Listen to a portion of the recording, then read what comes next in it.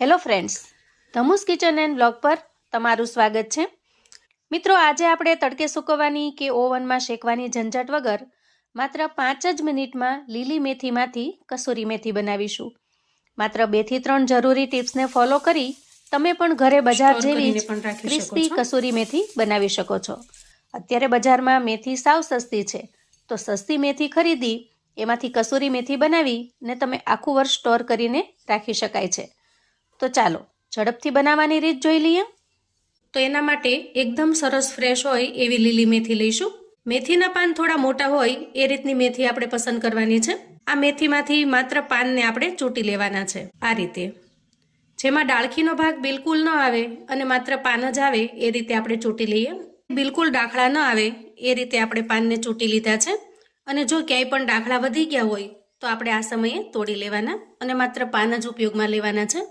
મેથીના પાનને ચૂંટતી વખતે જો આવા પાકી ગયેલા પીળા પડી ગયેલા પાન હોય તો એવા પાનને આપણે ઉપયોગમાં નહીં લઈએ. હવે આપણે મેથીના પાનને એકદમ સરસ ધોઈ લઈશું અને ધોયા પછી આપણે આ બધા જ પાનને કોરા કરી લેવાના છે, એટલે કે એના ઉપરનું બધું જ પાણી દૂર થાય એ રીતે આપણે કપડા ઉપર પાથરી દેવાના છે. તો જુઓ, આ રીતે કોઈ કોટનનો નેપકિન લઈ લેવાનો, અથવા તો તમારી પાસે કોઈ જૂની ચૂંદડી પડી હોય અથવા તો કોટનનો ટુકડો પડ્યો હોય એના ઉપર મેથીને આપણે ફેલાવી દઈશું અને ઘરમાં પંખા નીચે અંદાજે અડધો કલાક સુધી સારી રીતે સુકાવા દઈએ, જેથી એના ઉપરનું બધું જ પાણી ભેજ હશે એ દૂર થઈ જશે. અહીંયા ખાસ એ વાતનો ખ્યાલ રાખવાનો છે કે મેથીને આપણે તડકે સૂકવવાની નથી, ઘરમાં જ આપણે પંખા નીચે સૂકવી દેવાની છે. અંદાજે 1-8 કલાક પછી જુઓ, પાન એકદમ સરસ કોરા થઈ ગયા છે અને હાથમાં પણ બિલકુલ પાણી ચીપકતું નથી. એનો મતલબ છે કે પાનમાં હવે બિલકુલ પાણી એટલે કે મોઇસ્ચરનો ભાગ વધ્યો નથી. આ રીતે એકદમ સરસ પાન કોરા થઈ જાય ત્યાં સુધી આપણે સૂકવી લેવાના છે. પાનમાં જો થોડી ભીનાશ વધી હોય ને તો થોડી વાર માટે વધારે રાખી દેવાના, જેથી ઉપરનું બધું જ પાણી ઉડી જાય. હવે આ રીતે એકદમ સરસ પાન કોરા થઈ ગયા છે, તો આ સમયે આપણે ગેસ તરફ જઈશું. આજે આપણે કસૂરી મેથી બનાવી રહ્યા છીએ, પણ બિલકુલ સમયના બગાડ વગર માત્ર 5 મિનિટની અંદર બનીને તૈયાર થશે. નહીં ઓવનમાં મૂકવાનું કે નહીં સૂકવવાની ઝંઝટ. હવે એના માટે આપણે ગેસ ઓન કરીશું અને ગેસ ઉપર એક નોનસ્ટિક પેન મૂકીશું. અહીંયા કસૂરી મેથી બનાવવા માટેની એકદમ સિક્રેટ ટિપ્સ હું તમારી સાથે શેર કરું છું. મોટી મોટી કંપનીઓમાં જે કસૂરી મેથી બનાવતા હોય છે એ લોકો પણ આ રીતને ફોલો કરતા હોય છે.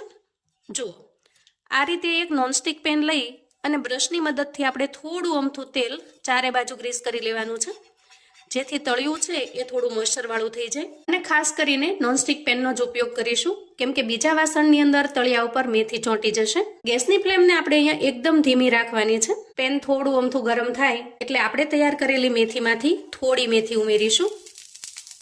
જો, એકસાથે બધી મેથીનો આપણે અહીંયા ઉપયોગ નહીં કરીએ. મેથીને થોડી થોડી કરી અને શેકવાની છે અને આ રીતે સ્પેચ્યુલાની મદદથી આપણે ચલાવતા જવાનું છે. એકસાથે મેથી વધારે ભેગી ન થઈ જાય એ પણ ખ્યાલ રાખવાનો છે. પેનને તમારે સૌથી પહેલા જ્યારે મેથી નાખશો ત્યારે જ ઓઇલથી ગ્રીસ કરવાનું રહેશે.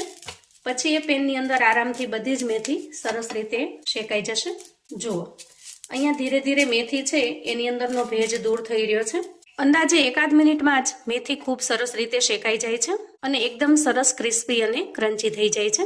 અહીંયા જો લચ્છા ભેગા થઈ જાય તો હાથની મદદથી આપણે છૂટા કરી લેવાના અને સ્પેચ્યુલાની મદદથી એને ચલાવતું જવાનું. પાંદડાની અંદર ભીનાશ ઓછી થશે પછી એકબીજાને ચોંટશે નહીં અને આરામથી શેકાઈ જશે. કસૂરી મેથી બનાવવાની આ એકદમ ઇન્સ્ટન્ટ રીત છે. કોઈ પણ જાતના સમયના બગાડ વગર તમે ફટાફટથી ઇન્સ્ટન્ટથી લીલી મેથીમાંથી સૂકી મેથી બનાવી શકો છો. હવે જુઓ, અંદાજે 1-8 મિનિટની અંદર જ મેથી એકદમ સરસ ક્રિસ્પી થઈ ગઈ છે. હું તમને તોડીને બતાવું, ખૂબ સરસ ક્રિસ્પી પણ થઈ ગઈ છે. તો આ રીતે તૈયાર કરેલી મેથીને આપણે એક પ્લેટમાં કાઢી લઈએ. ત્યાર પછી આપણે બીજી બેચ બનાવી લઈએ અને દરેક બેચ વખતે ગેસની ફ્લેમને આપણે એકદમ ધીમી રાખીશું. ધીમી ફ્લેમે જ ખૂબ સરસ રીતે શેકી લેવાની છે. તો જુઓ, અહીંયા આપણે બીજી બેચને પણ શેકી અને સરસ રીતે તૈયાર કરી લીધી છે. હું તમને ક્રિસ્પીનેસ બતાવું. જુઓ, એકદમ સરસ શેકાઈ જાય છે. તો જુઓ, એકદમ ક્રિસ્પી કરારી એવી કસૂરી મેથી બનીને તૈયાર છે. અહીંયા તમે એનો અવાજ પણ સાંભળી શકો છો. જુઓ, અને તમને હું થોડી તોડીને પણ બતાવું. જુઓ, તો આ રીતે કસૂરી મેથીને તમે તમારી જરૂરિયાત મુજબ એકવાર બનાવીને સ્ટોર કરી દો અને પછી જ્યારે પણ મેથીની સિઝન ન હોય ત્યારે આ કસૂરી મેથીનો તમે લીલી મેથીની જેમ જ ઉપયોગ કરી શકો છો. તમે આ મેથીમાંથી મેથીના થેપલા, ગોટા, ભજીયા અને કોઈ પણ વાનગીના ટેસ્ટમાં વધારો કરવા માટે વાપરી શકો છો.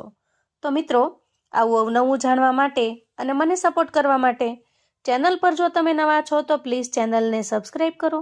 વિડીયો ગમે તો લાઈક અને શેર કરો.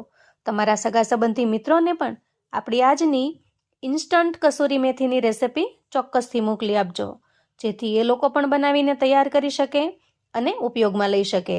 કોમેન્ટમાં મને ચોક્કસથી જણાવજો મિત્રો કે આજની આ કસૂરી મેથીની રેસિપી તમને કેવી લાગી છે. ફરી મળીશું એક નવી રેસિપી સાથે. ત્યાં સુધી આવજો મિત્રો.